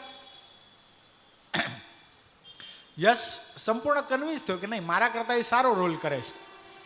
એટલે પહેલાં તો એના જીવનની અંદર યશને ધન્યવાદ છે. જો એ પગ ઠેરાવત કે ઉમંગભાઈ તો ઘાટકો પર ન છે, અહીંયા મંદિરમાં સેવા અખંડ હું કરું છું, તમારી અનુવૃત્તિમાં હું રહું છું, જ્યારે તમને જરૂર હોય, સંતો પાર્ષદોની જરૂર હોય ત્યારે હું હાજર થાઉં છું, રોલ મને આપો, આ રોલ હું જ કરીશ, આવી રીતે કે તો મારે શું કરવાનું? દેવો પડત કે નહીં? નાટકના ઇન્ટરેસ્ટમાં ન હોત, ગ્રુપના ઇન્ટરેસ્ટમાં ન હોત તો આપવો પડત. પણ કેટલો બધો દિલદાર એનું હૃદય હશે. નહીં કે વાંધો નહીં, આ 0% ઈર્ષા દેખાયો. અને પછી ઈર્ષાવાન વ્યક્તિને આપણે જોઈએ ને, એને કહે શું ખબર? મને તો નહીં પણ એના મોઢે કીધેલી એક વ્યક્તિએ વાત કહું. એ કે તને ખબર યશ તારા દાદા મંદિરે શું કામ નથી આવતા રોજ? એ કે શું કામ નથી આવતા? તમને ખબર, મને નથી ખબર, બોલો બોલો શું કામ નથી આવતા? એ કે તને છે ને ઓલા નાટકમાં રોલ ઓછો આપ્યો ને એટલે તારા દાદા મંદિરે નથી આવતા. હવે એના દાદાને એ રોલ સાથે લેવા દેવાય નથી. એણે બહુ સરસ જવાબ આપ્યો. એ કે મારા દાદા છે ને એ એટલામાં ખુશ છે કે આટલો મોટો ઇન્ટરનેશનલ સ્ટેજ જ્યાં લોકો જવા માટે તરસે એના ઉપર અમને ઊભા રહેવા મળ્યું એ અમારા મોટા ભાગ્ય. આંતરરાષ્ટ્રીય મહોત્સવ, વિશ્વવ્યાપી મહોત્સવ, લાખો લોકો જે મહોત્સવના ખાલી દર્શન કરવા માટે આવ્યા હતા, મંડપમાં આવી જાય તો પોતાનું કલ્યાણ સમજતા હતા, એ ઉત્સવની અંદર અમને સ્ટેજ ઉપર જવા મળ્યું એ મોટા ભાગ્ય છે. એમાં કે નાટકનો રોલ કેવડો મળ્યો ને કેટલો ન મળ્યો એ કે જોવાનું જ નથી થતું. પણ આજ કેનાર વ્યક્તિને કેટલી ખોરી ઈર્ષા હશે, છે કે નહીં? કેટલી ઈર્ષા હશે. અને એ કેનાર પછી એને મારા વચ્ચે ને યશ વચ્ચે કેટલો બધો આગ લગાડવાની ભાવના છે ત્યારે કીધું હશે ને. એટલે આ શું છે? અને પાછો લાગે કેવો ખબર છે? એ વ્યક્તિને તમે જુઓ ને તો આપણને એમ થાય આના જેવી સાધુતાની મૂર્તિ દુનિયામાં નથી. બોલો, કદાચ કોઈને કહીએ ને કે આ વ્યક્તિ આમ કર્યું તો કોઈ માને નહીં, એવી વ્યક્તિ છે આ. નહીં યશ? ખોટું નથી કહેતો, પૂછી લેજો ખાનગીમાં યશને. હવે બધા તને પૂછશે કોણ થાય બોલ ને. એટલે હવે ઈર્ષા. અને ચોથું કયું પુષ્પેન્દ્ર? કપટ. બહુ ભયંકર. કપટ કરવાનો પ્રારંભ ક્યારે થાય છે? આપણે જેટલા છીએ ને, જેવા છીએ એનાથી અધિક દેખાડવાનો જેટલો પ્રયાસ છે ને, એ શું છે મયંક? કપટ. આપણે બહારનું ખાઈ લેતા હોઈએ, હરવા ફરવા જતા હોઈએ, બધું કરવા જતા હોઈએ, પણ સંતો પૂછે, હરિભક્તો પૂછે ક્યાં ખાલવાનું? કે નહીં મેં નહીં આવેગા. કેમ ભાઈ? નહીં મેં એ સબ નહીં કરતા. હા, પણ આ કપટ કઈ છાનું રહેતું નથી. પાપ છે ને એ પીપળે ચડીને પોકારે, એમ નથી કહેતા એમ. એટલે કપટ આ બહુ ભયંકર છે. આ ચાર વસ્તુ પરમેશ્વર સાથે તથા ભગવાનના સંતો ભક્તો સાથે રાખે નહીં તો કોઈ દિવસ એની આસુરી બુદ્ધિ થાય નહીં. યાદ રહી ગયા ચારે ચાર વસ્તુ? કઈ કઈ વસ્તુ? હાલો કયો શ્યામ? પેલો ક્રોધ, માન, હા. ત્રીજી ઈર્ષા, કપટ. યાદ રહી ગયું બધાને? બોલો એકી સાથે કોરસમાં. પહેલું, બીજું, ત્રીજી, ચોથું. શાબાશ. આ ચારે નહીં રાખવાના. મોપાટ લેવડાવી એનો મતલબ નહીં, રાખવા જેવા છે. બહુ ભયંકર છે, રાખવાના જ નહીં. તો કોઈ દિવસ એની આસુરી બુદ્ધિ થાય નહીં. અને એ ચારવાના માયલું એક જો રાખે તો જેમ જય વિજય ઘણા ડાયા હતા પણ સંકાદિક સાથે માને કરીને વૈકુંઠ લોકમાંથી પડી ગયા અને આસુરી બુદ્ધિ થઈ, તેમ તેની પણ આસુરી બુદ્ધિ થાય. જય વિજયને ઓળખો છો? કોણ? તમારા ક્લાસમેટ છે? તો શું હા પાડો છો? કોણ છે જય વિજય? મયંક? એમ નથી કહેવાનું. જય વિજય કોણ છે? હાલો હેમાંગ. કોણ છે? પાર્ષદ છે? ક્યાં ગુરુના મંડળમાં? તો હાલો પ્રતીક. પ્રતીક કે પ્રશાંત? પ્રશાંત ને? હા બોલો પ્રશાંત. હેમ વૈકુંઠના પાર્ષદો હતા. કોણ હતા? ભગવાન વિષ્ણુના પાર્ષદો, દ્વારપાલ હતા, દરવાણી હતા. પણ ભગવાનના એકાંતિક સંતો, સનકાદિકો એટલે મહાન સંતો, પણ કોઈ વિકાર સ્પર્શ ન થાય એટલા માટે એમણે શું માંગ્યું કે અમે નાના નાના 7-7 વર્ષના બાળકો જ રહીએ આખી જિંદગી, એમ માંગ્યું. પછી એક વખત આ સનકાદિકો વૈકુંઠ લોકમાં ભગવાન નારાયણના દર્શન કરવા માટે ગયા. ત્યારે જય વિજય શું કરે? ક્યાં? કઈ બાજુ પડે? ક્યાં? અહીંયા. કઈ બાજુ જાઓ છો? ભગવાન અંદર. એ નાગડા પુગડા છોકરાઓ, તમને કઈ ભાન છે? કઈ પૂછતા કેમ નથી? આયલા ક્યાં? ચાલો એ કઈ દર્શન દેવા ભગવાન નવરા નથી. એમ કરીને કાઢી મૂક્યા. સનકાદિકો શ્રાપ આપ્યો. ભગવાનના દરવાણી થઈ, ભગવાનના પાર્ષદ થઈ, આવો ભયંકર સ્વભાવ રાખો છો, તમને બોલવાનો વિવેક નથી, કોની સાથે કેવી રીતે વાત કરાય, શું કરાય કાંઈ ખબર નથી પડતી. જાઓ શ્રાપ આપીએ છીએ તમને, અસુર થઈ જાઓ. એટલે ભગવાનના મંદિરમાં રહીએ, ભગવાનના પાર્ષદ થઈ જઈએ, પૂજારી થઈ જઈએ, મયંક મહેતાજી થઈ જઈએ, કર્મચારી થઈ જઈએ, અમે ટ્રસ્ટી થઈ જઈએ, એનો મતલબ કંઈ આપણને લાયસન્સ નથી મળી ગયો કે જેની સાથે જેમ ઠીક પડે એમ વાત કરવાની. નહીં મિલેગા, જાઓ ઉધર સે ચલે જાઓ, અભી નહીં દર્શન હોગા, રૂક જાઓ થોડી દેર. શું પણ શેનો પાવર છે ભાઈ? આ પટ્ટાવાળો પટ્ટો ખેંચી લેશે ને આપણી તો લબડતા થઈ જશે પાછા. એટલે જય વિજયને એ જ નડ્યું ને. અધિકારીની પદવી હતી ભાઈ, પોતાની પાસે ઓથોરિટી હતી, અને ઓથોરિટી મળ્યા પછી જીવન સરળ રહેવું ને બહુ કઠણ છે. જ્યાં સુધી ઓથોરિટી ન હોય ને ત્યાં સુધી સરળ હોય. કાંઈક બનાવવાને એટલે ઉપાધિના પાર નહીં ભાઈ. આમ અવાજ તરત ચડી જાય માથે, બોલો હા આપણાનું થાય બહુ સરસ. આની સર્વિસ કરવી પડશે. તો સર્વિસ થઈ ગઈ જય વિજયની. 3 જન્મ લેવા પડ્યા. પહેલા જન્મ ક્યાં? શું બન્યા પહેલા જન્મમાં? હિરણ્યાક્ષ ને હિરણ્યાકશિપુ, ભયંકર સુર. પછી બીજો જન્મ કયો? રાવણ ને કુંભકર્ણ. ત્રીજો જન્મ શિશુપાલ ને દંતવક્ર. યાદ રહી ગયા? જો ભગવાનના સંત સાથે માન રાખ્યું તો શું થઈ ગયું? વૈકુંઠ લોકમાંથી પડ્યા અને આસુરી બુદ્ધિ થઈ ગઈ. અને જ્યારે આસુરી બુદ્ધિ થાય ત્યારે ભગવાન તથા ભગવાનના ભક્તના જે ગુણ છે તો દોષ સરખા જ ભાસે. પછી ગમે એવા ગુણવાન હોય ને, ભગવાનનો ભક્ત હોય, ભગવાનના સંત હોય, એ બધાના ગુણ કેવા લાગે આપણને પુષ્પેન્દ્ર? દોષ જ લાગે. ક્યારે લાગે? કોઈનો દોષ આપણને થતો, દોષ આપણને કોઈ સારા ભગવાનના ભક્તમાં આપણને દોષ સૂચતો તો આપણે શું સમજવાનું પુષ્પેન્દ્ર? શું થઈ છે આપણી? શું થઈ છે? આસુરી બુદ્ધિ થઈ. શું થઈ છે? આસુરી બુદ્ધિ થઈ છે. અને જ્યાં જ્યાં જન્મ ધરે ત્યાં તો કાં તો શિવનો ગણ થાય. શું થાય? શિવનો ગણ એટલે રાક્ષસ. કૈલાસમાં કોણ હોય? બધા ભૂત હોય ને બધા. શિવનો ગણ થાય ને કાં તો દૈત્યનો રાજા થાય અને વેર ભાવે પરમેશ્વરનો ભજન કરે. પછી કારણ કે વૃત્તિ આસુરી છે, એ પવિત્ર કાંઈ માળા લઈને ભજન ના કરી શકે. કુંભકર્ણને કીધું ને વજ્રજ્વાલા એની પત્નીએ કે તમે ભજન કરતા હો તો ભગવાન રામનું શાંતિથી, આ બધું માંસ ભક્ષણ કરો ને બધું, કેટલું બધું દારૂ પી જાવ છો ને બધું. તે વખતે કુંભકર્ણે કીધું હતું, હોઈ ભજન નહીં તામસ દેહા, मैं भजन नहीं कर सकता देवी. क्यों? हमारो देह तामस है, मेरा देह तामस है, नहीं कर सकता मैं भजन. क्यों नहीं कर सकते? मांस खा के, दारू पीकर, भगवान के भक्त का द्रोह कर कर मेरी वृत्ति तामसी हो गई है. मैं जहां देखूं वहां मुझे दोष ही दिखाई पड़ता है, मैं नहीं कर सकता. પછી શું કરે? વેર ભાવે પરમેશ્વર, દુશ્મન જ બને ભગવાનનો. પછી ભગવાનના હાથે મરે, પછી એનું કલ્યાણ થાય. સમજાય? તો આપણે શું કરવું છે? અસુર થવું છે કે દૈવી થવું છે? રાવણ થવું છે કે વિભીષણ થવું છે? શું થવું છે? વિભીષણ થાવ એટલે આંગળી ઊંચી કરો. સરસ.